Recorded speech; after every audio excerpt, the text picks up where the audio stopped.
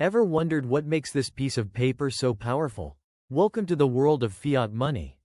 Fiat money? Sounds fancy, but what exactly is it? Let's break it down, step by step.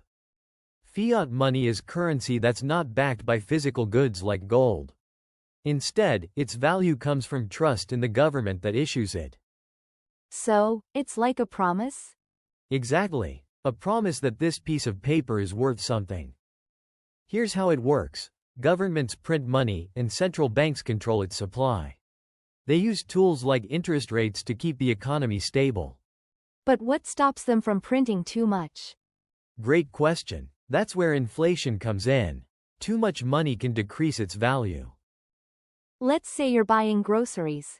You hand over a $20 bill. That's fiat money in action.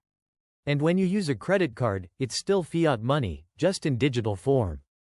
So, it's everywhere. Let's start with the pros.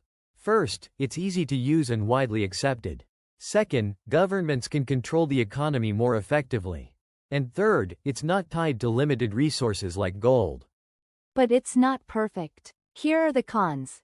First, it can lose value through inflation.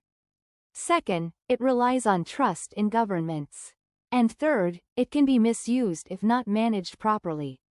So, is it worth it? That's up to you to decide. Thanks for joining us on this journey. If you enjoyed this video, don't forget to like, share, and subscribe. And for more insights on AI, finance, and how you can retire early, sign up now. See you in the next one.